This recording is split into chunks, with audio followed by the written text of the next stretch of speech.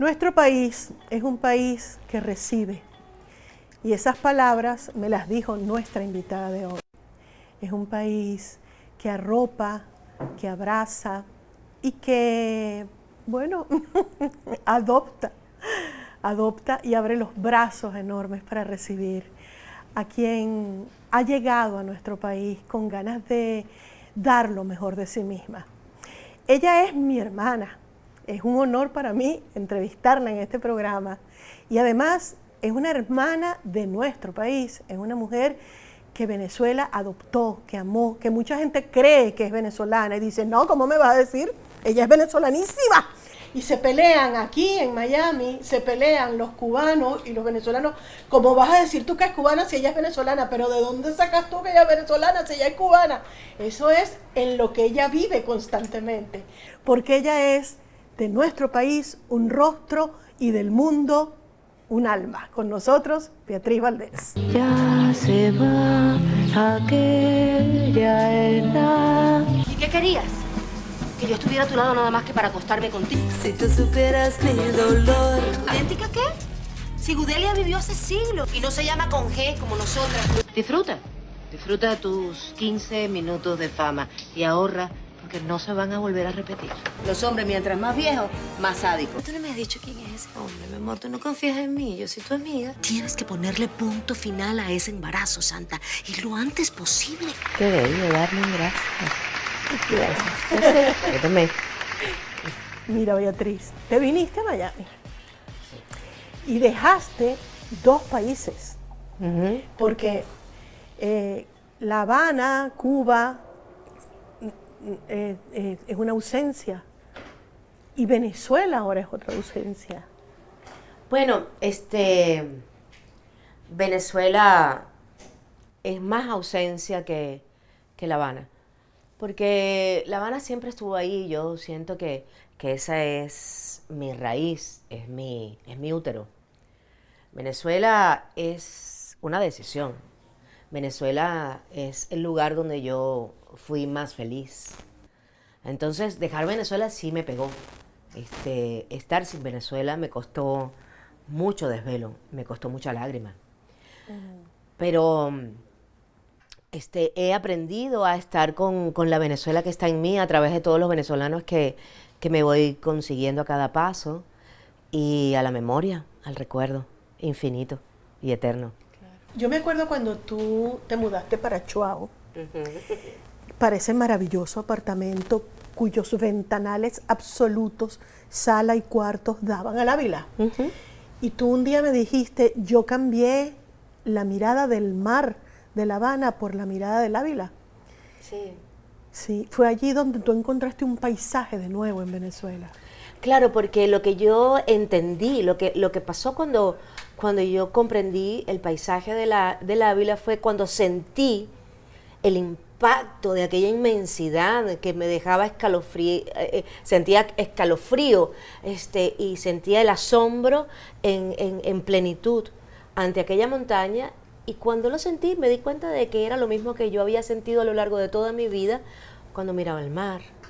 Esa sensación de inmensidad, esa mirada que uno tiene siendo isleño, que cuando te asomas al mar te imaginas el otro lado, la otra orilla. Y uno se pregunta, ¿qué habrá allí? Por eso es que yo digo que mi país es una isla que es una isla navegante. Por eso es que nosotros los cubanos queremos siempre llegar a la otra orilla. Y entonces, eso fue lo que sentí con la montaña. No lo sentí al principio, lo sentí un día en que me sentía muy sola y la montaña me dijo, aquí estoy yo. No te preocupes, aquí estoy yo. Y ese día yo decidí que yo iba a vivir definitivamente en Venezuela, porque estaba a punto de regresar a La Habana. ¿A ti te llevó a Venezuela el trabajo, en primer lugar, porque te invitaron Sí. a hacer una película? No, así, a mí voy a Venezuela primero al Foro Iberoamericano de Sydney, ahí en el año 90, en el año 89 finales, estaba embarazada ya. Y después el trabajo, las universidades, hacía talleres, y después me invitó a la Compañía Nacional a hacer Pedro Navaja, y después me invitan a hacer una película en Mérida, y ahí es que yo me enamoré de un venezolano, de nuestro Johnny. Claro, el Johnny, nuestro querido Johnny. Cuando encontraste el amor de ese venezolano, que fue un amor definitivo, haya lo que haya durado, Exacto, no importa. en ese momento, y lo que duró fue definitivo en tu vida. Dijiste, bueno, aquí me quedo. Y viniste a La Habana a buscar a tu hijo, además, porque tú ibas y venías para esos eventos, para esas cosas eventuales profesionales, hasta que dijiste, bueno, con este hombre me quedo.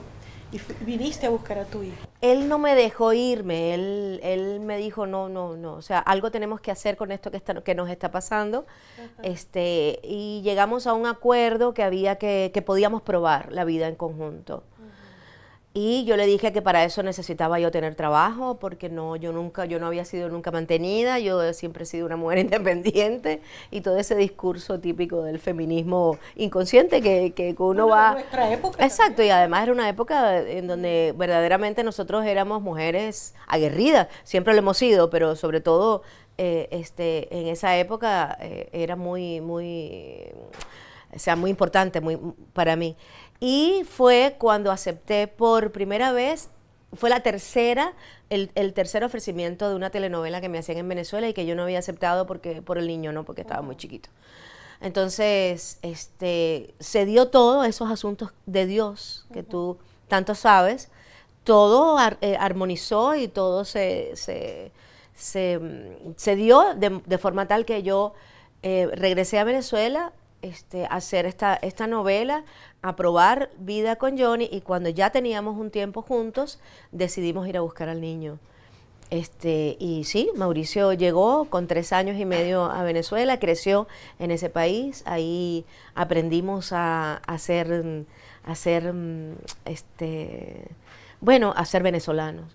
Mi hijo creció con ese país, con esa cultura, y sin dejar de amar nuestro país, y sin dejar de ir, y sin dejar de conectarse con lo que nos justifica en la vida, porque los dos somos cubanos, pues. No, y además tu mamá siguió viviendo en La Habana. Exacto. Y mi familia, y bueno, yo es indispensable, ¿sabes? Que no se negocia La relación con la familia, sí. sobre todo. No, y el país para mí era fundamental. Definitivamente. Ahora fíjate, Beatricita de mi corazón, Betica, como te decimos los amigos. Como me dices tú. Ajá. Comenzó esta carrera tuya en televisión. Y claro, la gente dijo, ¿quién es esta mujer tan poderosa? Porque ocurrió que descubrimos tu poder como actriz.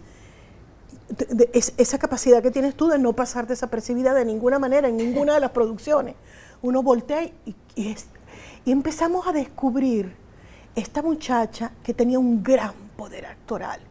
Y los escritores empezaron a engolosinarse con tu trabajo y a darte personajes definitivos, personajes poderosos, personajes de mujeres luminosas, directrices, ejecutivas, mujeres con un lugar en el mundo que defendía a toda costa.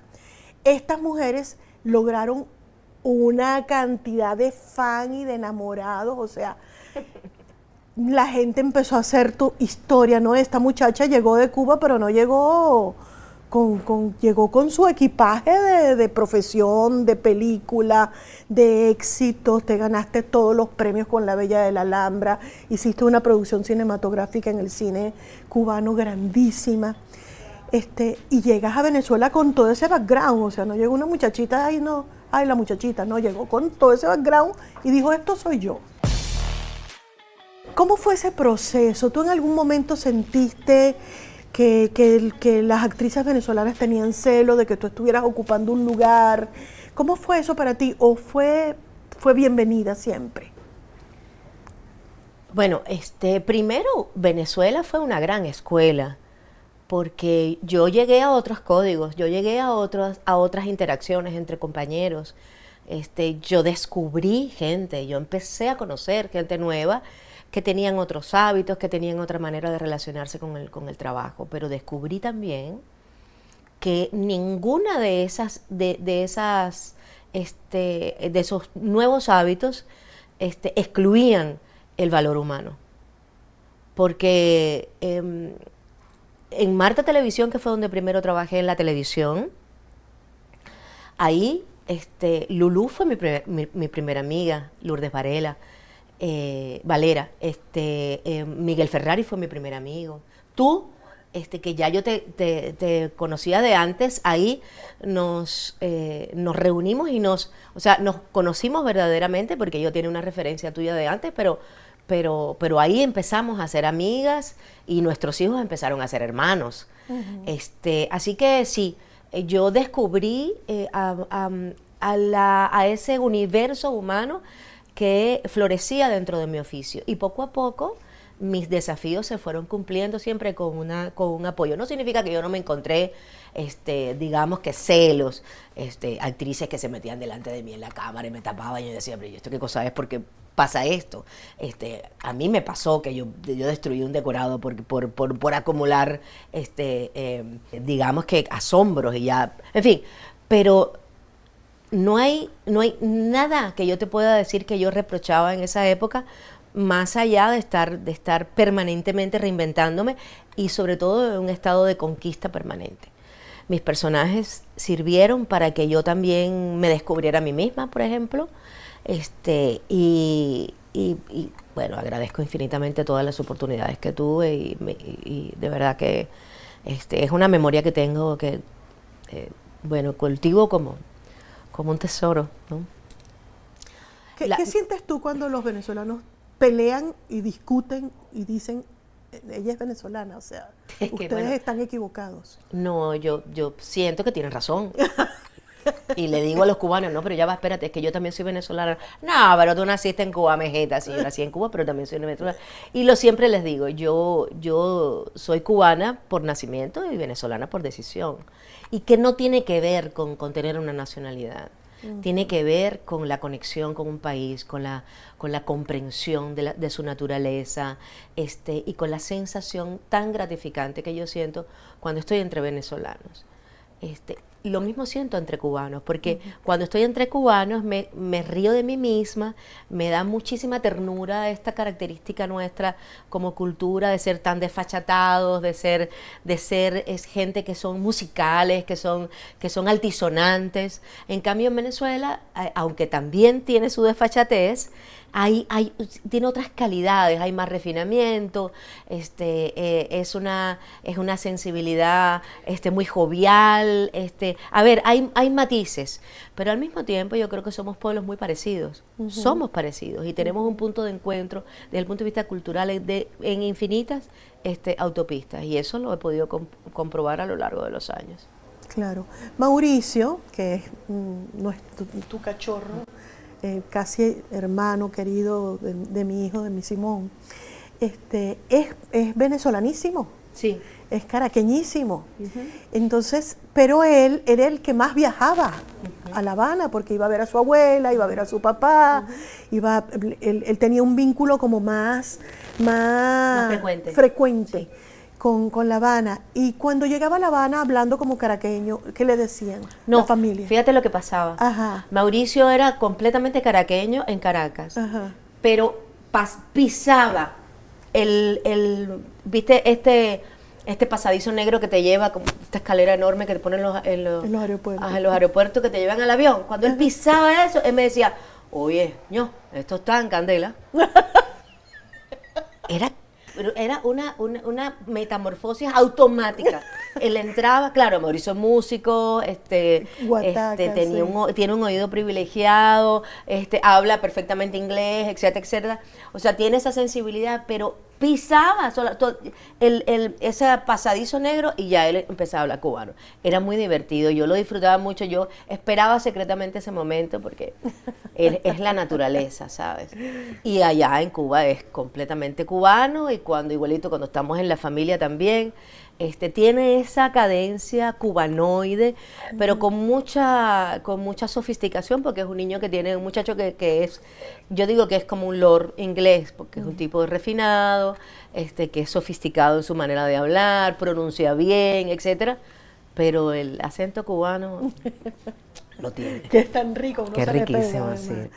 Mira, estos personajes icónicos tuyos, que la gente los recuerda con nombre y apellido, los personajes. Sí. Y la gente te dice, fulana de tal, Sí. y además te hablan de los parlamentos que decía el personaje. De estos personajes icónicos, ¿cuáles son los que tú tienes más presentes, que tú dices, cúnchole, este personaje fue?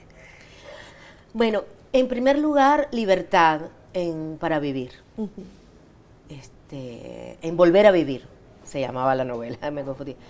Libertad fue el personaje que primero que me saca de 3 años mirando para el techo, una historia que todos saben, que yo estuve 3 años vetada en la televisión venezolana, y Libertad, justamente, fíjate, El nombre, qué sí. particular, es la que me devuelve a la cámara. Era un personaje sumamente apasionado, yo era la pareja de Mariano Álvarez, y juntos construimos una relación de amor-odio entre ellos que tenía un contenido erótico enorme. Ella era una mujer vibrante, que tenía una personalidad avasallante y que se enfrentaba a él y que lo desafiaba para hacerlo entender de que él no la dominaba. Al final sí, porque ella estaba entregada a sus pies y ambos estaban enlazados con una conexión destellante. La libertad la recordaré siempre porque me permitió danzar delante de la cámara. Yo tenía una libertad, además ese personaje lo dirigió Luis Manso, que era muy receptivo para todo el desempeño actoral, estaba muy atento. Y yo lo mismo, a mí me provocaba montarme en la cama y bailar con ella misma, él lo recogía y ahí quedó. Yo amé ese personaje. Luego, Doña Sol fue un Sol Rigores, fue un personaje icónico que es el que me estrena en Venevisión. En Amantes de Luna Llena. También una mujer autoritaria, una mujer que guardaba una gran insatisfacción. Y después, por supuesto, Limpia Duque, que es el personaje que era una mujer rígida, estricta, maltratadora de sus empleados, y que se ve la transformación en el momento en que ella aflora su fragilidad que escondió con tanto cuidado. Obviamente dejo al final a Manuelita, que es el personaje que me quita la identidad. Hablemos de Manuelita. Manuelita Sáenz. Tú sabes que, indefectiblemente, la mayoría de las actrices venezolanas, la pregunta esa que hacen típicamente los entrevistados, los periodistas, que dicen, ¿qué personaje te falta a ti por hacer? Eso se lo preguntan a uno mucho. Y uno nunca sabe qué decir, pero durante mucho tiempo las actrices venezolanas, en general, casi siempre respondíamos Manuelita Sáenz. ¿Por qué queríamos ser Manuelita Sáenz? Porque queríamos hacerla la libertadora del libertador, claro. Nuestro libertador Simón Bolívar. Entonces, cuando por fin se hace la película de Manuelita, ¿quién es Manuelita, la cubana? Y yo estuve en muchas conversaciones y donde se hablaba de ese tema, y yo les decía a mis compañeras, pero por Dios, Manuelita no es venezolana. Ella no, ¿quién les dijo a ustedes que eso lo tiene que hacer una venezolana? Eso es un personaje que lo puede hacer obviamente cualquier actriz. Y el director tiene la prerrogativa de elegir a la actriz que quiere. Además hizo mucho casting.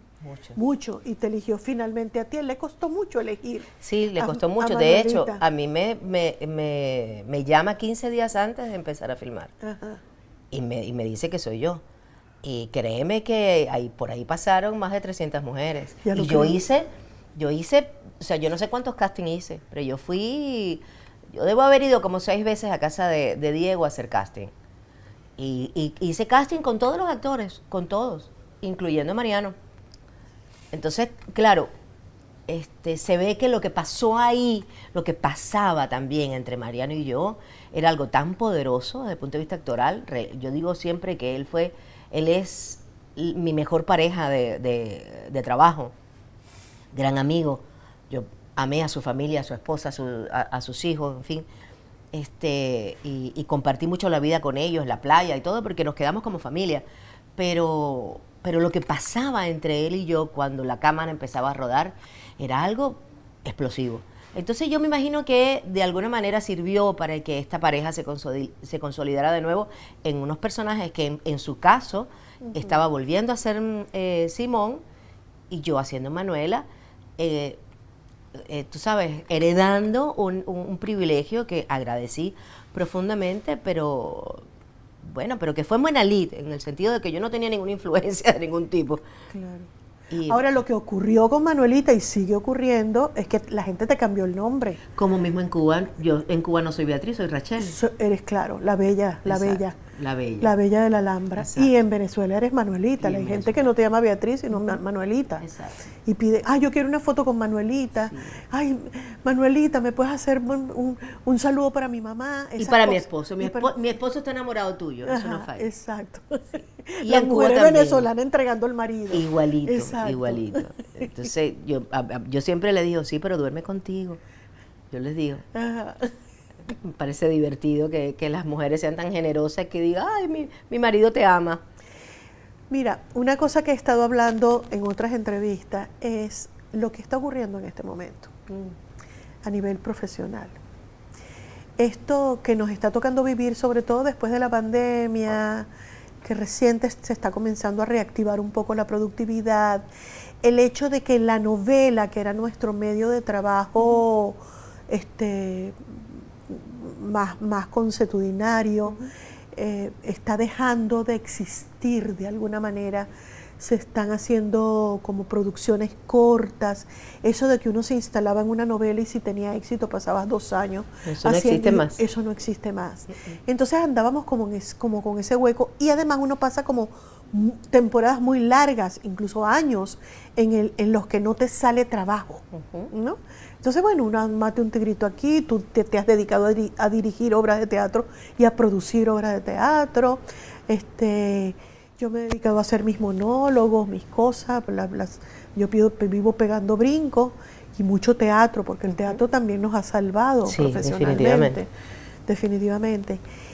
Y en estos días te llamaron para una producción en Telemundo y yo sentí que te cambió la vida. Beatriz, yo te lo dije. Sí. Beatriz, qué linda estás, qué feliz se te ve. Y tiene que ver con que estás haciendo de nuevo una telenovela, que estás haciendo de nuevo televisión. Tiene que ver con recuperar el oficio. Okay. Realmente este oficio nuestro no es algo que yo creo que no es algo que uno elige, no, es algo que uno siente desde chiquito, que es la razón de existir. Yo lo digo porque yo empecé de niña en el escenario, yo me monté a los 8 años, desde los 8 años no me he bajado del escenario, gracias a Dios. Sin embargo, era ahí donde yo quería existir. Yo estudié música durante muchos años y yo sentía que estar condenada, o sea, estar frente a un atril era estar condenada, porque yo necesitaba la espacialidad, necesitaba, además, necesitaba defender un personaje. Necesitaba conectar con ese personaje y después, en los años, entendí que los personajes me pisaban los talones, me indicaban lo que yo necesitaba aprender en ese momento y a través de ellos también yo iba alcanzando a la gente y tocando a la gente, que eso es lo que nosotros hacemos. Ahora, yo estoy haciendo una novela después de 9 años. La última novela que yo hice, 9 años. claro, la Wow. última novela que yo hice fue Santa Diabla, que bajo esa sombrilla me vengo yo para acá, para Miami, entendiendo además, y tú lo sabes, que la televisión en Venezuela se cayó y nosotros dejamos de producir, dejamos de trabajar. Con lo cual hubo que tomar una decisión porque también no teníamos de qué vivir. Y yo hice esa novela Santa Diabla y después he hecho algunas cosas pequeñas en la televisión, en Telemundo, en Nickelodeon, etcétera. Pero un personaje como este en una novela con una a ver, esto no es un personaje como los que yo hacía en Venezuela.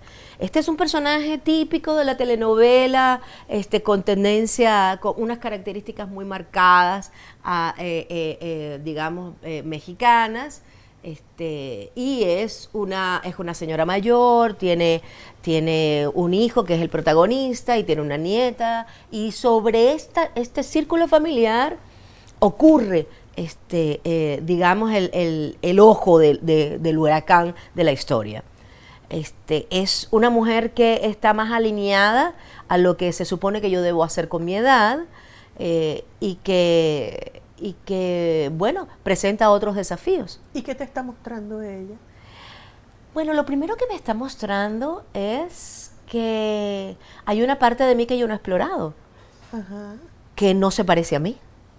Oh, qué interesante. Entonces ella es una mujer que tiene su foco fundamental en su familia, que su foco no está en su físico, que ni siquiera su foco está en ella misma. No. Ella es su prioridad es su hijo y su nieta.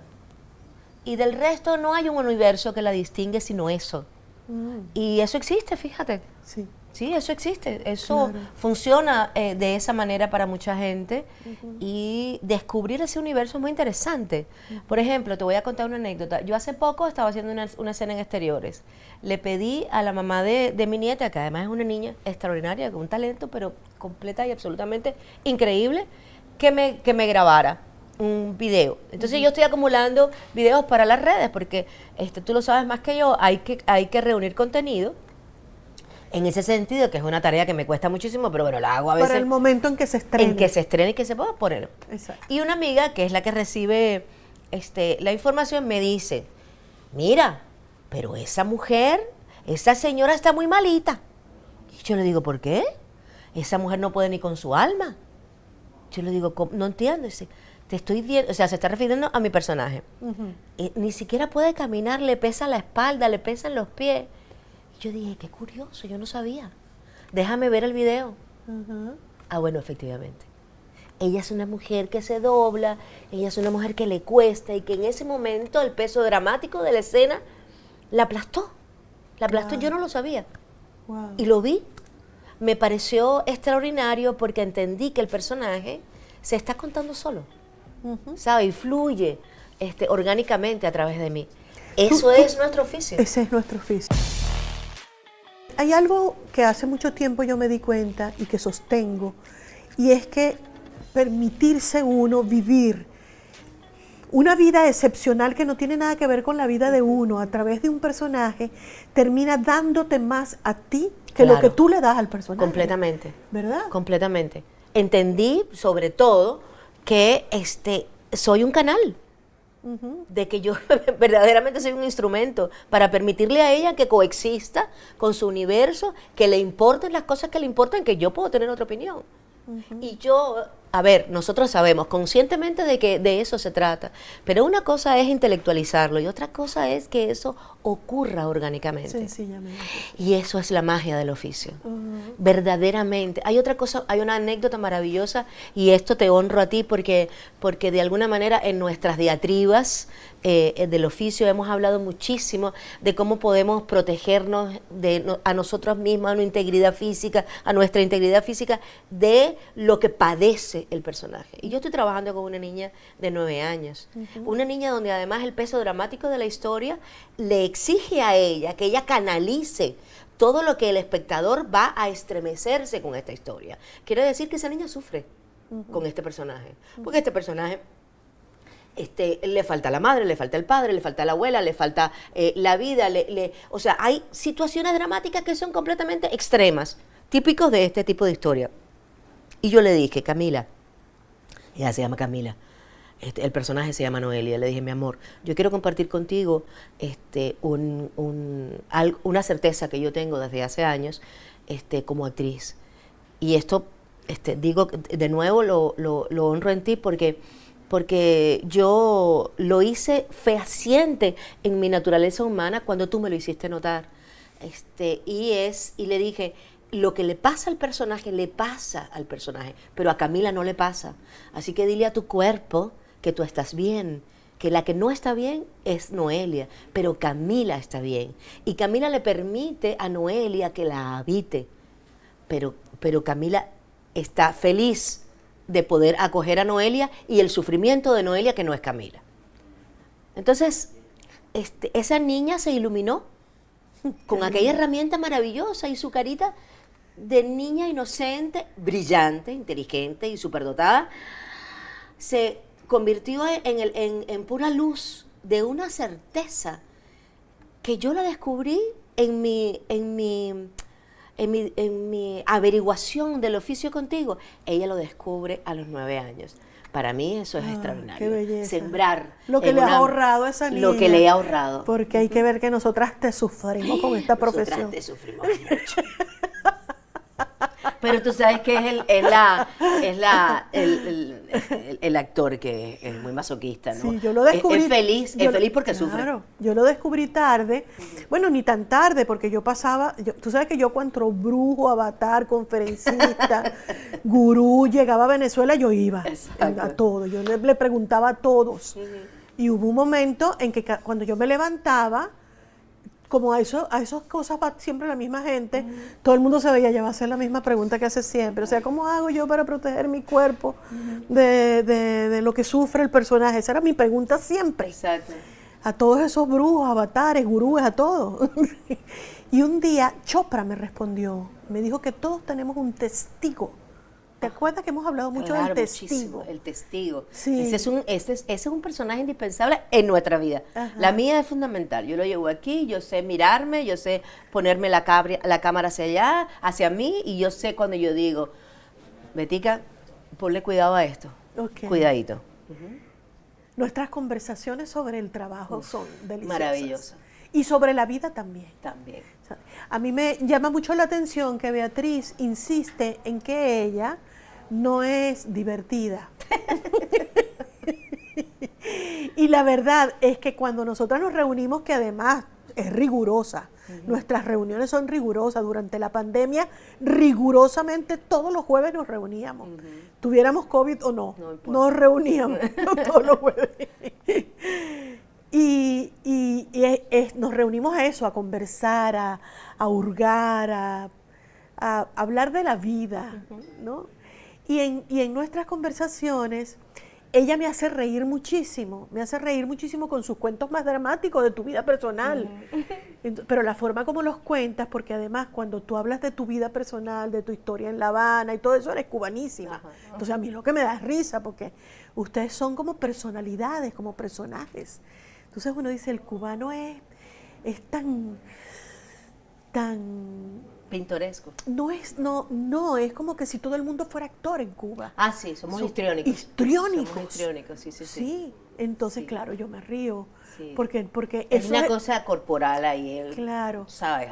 Hay un... eso eso es la naturaleza. Pero esos excesos tú no te los permites en la actuación. No. Incluso te han pedido en algunos momentos que algún personaje sea cubano y tú... No, pero me han pedido, por ejemplo, nunca olvidaré a Leonardo cuando empezamos, íbamos a hacer Cosita Rica o Ciudad Bendita, no recuerdo bien. Este personaje era muy pintoresco y él me dijo, por favor, Beatriz, lo único que necesito es que este personaje tenga otra velocidad. No me puedes hablar lento, ni puedes decir con estas intensidades. Y yo lo miré así, y yo dije, qué interesante. Ahí está la mirada que Leonardo no comparte conmigo. ¿Cómo no me lo dice? Ha debido, ¿entiendes? Entonces a mí me tomó por sorpresa y automáticamente asumí un gran desafío. Esta mujer habla rápido, porque piensa rápido. Entonces yo me la imaginé como una ametralladora. Y el personaje se presenta, su primera escena es un monólogo. Bueno, no te puedo explicar lo que yo gocé con ese monólogo. Esta mujer, ¿te acuerdas que ella, no sé si te acuerdas, te llamaba Trina, ella era muy extrovertida y ella practicaba la brazoterapia, entonces una mujer una delicia de personaje que yo amé haciendo pareja con Henry Soto. Entonces, bueno, no es que fuera cubana, pero ahí tenía una energía, tenía una dinámica y un ritmo interno que no era el que yo solía usar en mis personajes. ¿Ves? Pero también, ¿qué pasa? yo tengo una conexión con la cámara. Mi testigo me ve a través de fíjate lo que yo hice, ¿viste? Sí, sí. Esto es un axioma que ocurre mucho porque yo me veo. Y no es una cuestión de juicio, no es una cuestión de censura, no, es un nivel de conciencia. Es como tener una dimensión adicional que para mí está activada y funciona. Hay otro aspecto de tu oficio en el que yo te he visto, he sido testigo, y en cierto modo, en algunos momentos, he sido beneficiada porque cuando te consulto algo sobre un personaje o cuando vas a verme algún espectáculo me dices, ¿qué tal si tal cosa? Tienes como esa agudeza para dar en el punto de repente una cosa mínima que puedes cambiar pero que le da otra dimensión al personaje. Y yo te he disfrutado a ti dirigiendo. Te he disfrutado porque he sido testigo, he ido a algunos de tus ensayos y has dirigido aquí en Miami varias obras de teatro.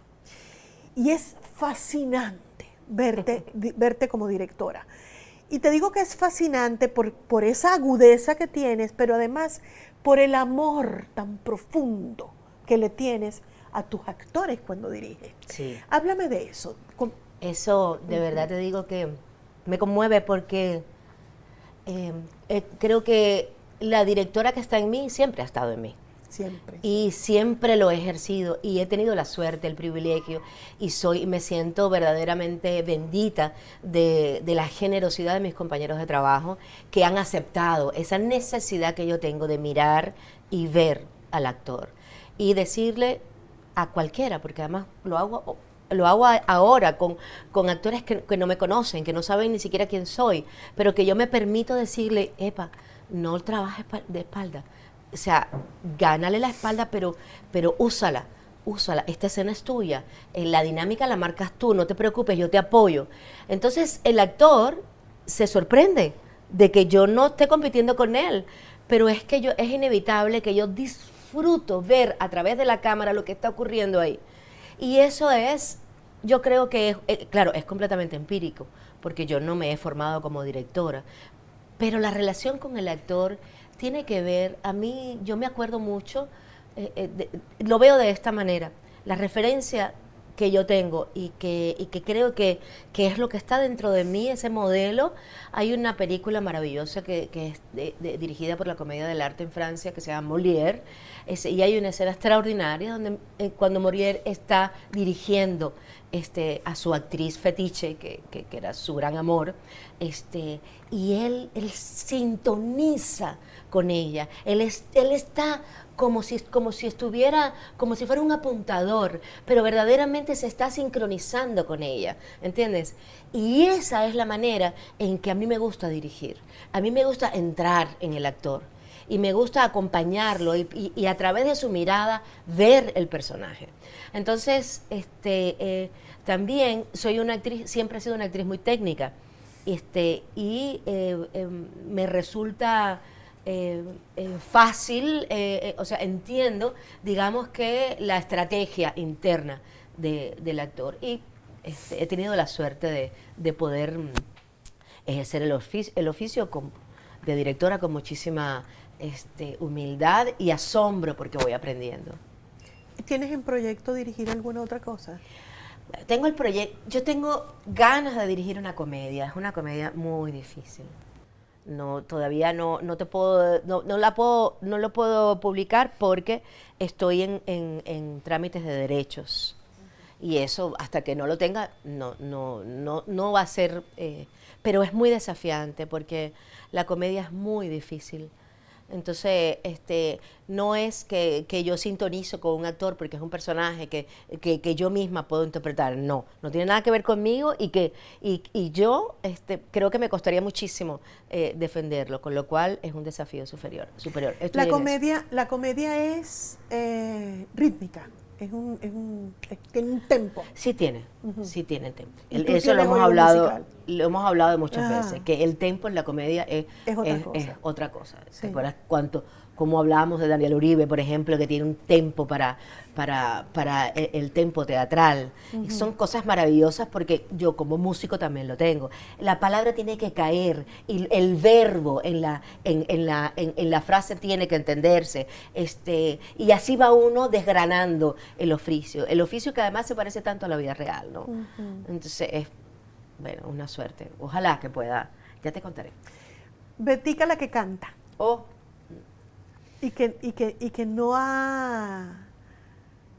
Yo siento que con la manera, o sea, de la manera que tú cantas, de la manera que tú te expresas a través de la música, incluso cuando tú misma te acompañas y tocas la guitarra, es un evento único, es un privilegio ser testigo de eso. Y tú lo haces con tan poquitas frecuencia. Es una cosa que si Beatriz va a cantar, tienen que ir, porque tienen que verla, tienen que disfrutarla. De esa nitidez, de esa afinación, de ese criterio musical en el que ella baila con su voz a través de las melodías, de las armonías, ese oído que tiene. O sea, ¿por qué tú tienes ese pudor con la música y lo haces tan poquito? Ay, porque soy muy exigente y porque estoy presa de las opiniones y del perfeccionismo. Eso es una realidad. Claro, poco a poco me he ido liberando un poquito. Últimamente me he liberado. Acabo de hacer una versión de Las ciudades que soy, que fue un espectáculo que yo le regalé a Venezuela, específicamente a Caracas, cuando cumplí 40 años sobre el escenario. Y he hecho últimamente una versión de este espectáculo junto con un texto mío que lo hago como introducción, que arranca con una canción y termina con una canción. Pero esta vez lo hice sin la guitarra, lo hice a capela. Ah, qué lindo. Yo no te pude ver. Claro, porque lo hiciste en el Centro Cala. Lo hice en el Centro Cala. Cala Center. En el Cala Center, y fue verdaderamente mágico. Y una de las cosas que aprendí, y me lo dijo Malena Burke, que me fue a ver, y yo le dije, oye, tú sabes que esto está arreglado por un genio de la música que tú me recomendaste, César Orozco. Que es cubano. Que es cubano, pero se formó en Venezuela es también, genio. Y que es un genio. Ahora está trabajando con Paquito de Rivera y está este fin de semana aquí, en fin.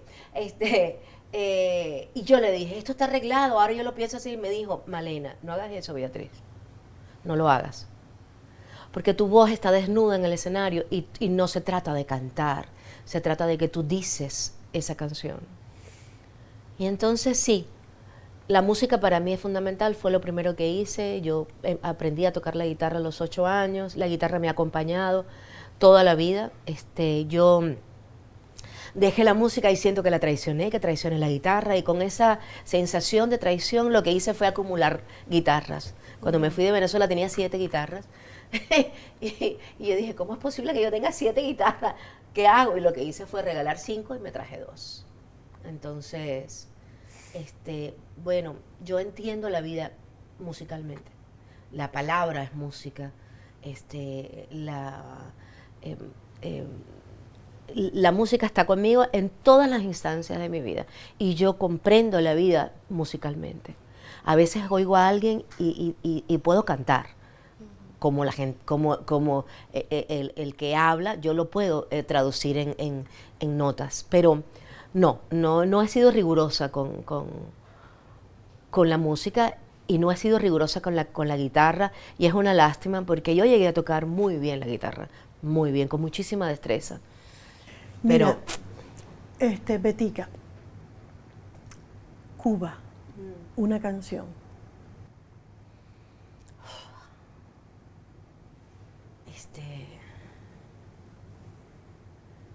No sé.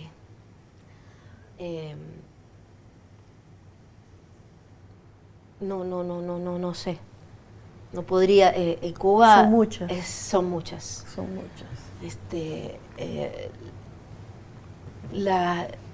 Mi país está. Una canción que te recuerde a tu mamá, a María. Bueno, cualquier canción española, los cuplés. ¿En serio? Sí, ella bailaba muy bien y bueno, tenía una voz preciosa y cantaba cuplé era muy histriónica. Ella realmente, por ella es que yo llegué a ser actriz. Deliciosa, María. Sí, Sí. María era tremenda. Ella cantaba muchísima música española y mucho bolero. Pero claro, cuando termine esta entrevista voy a decir, pero ¿cómo no me acordé de esta canción? Pero fíjate que ¿Y Venezuela? me bloqueo. Bueno, Venezuela tiene toda la música del llano, que para mí era increíble. Yo escuchaba la música llanera. Mauricio le gustaba mucho ir Mauricio es fanático de el que, ay Dios mío, no se me olvida el nombre, del que cantaba en el restaurante, conocidísimo, por favor, de la música, Ricardo Armas, Reinaldo Armas. Bueno, Mauricio me mostró a mí la música llanera. Ajá. Sí, amaba a Reinaldo Armas y yo amaba a Simón Díaz. Y me parece que el universo que está detrás de esa nostalgia de la noche y del llano, de la planicie, eso me parece, claro, la geografía venezolana es muy musical. Hay algo con lo que yo me conecto mucho contigo y es con las niñitas que somos.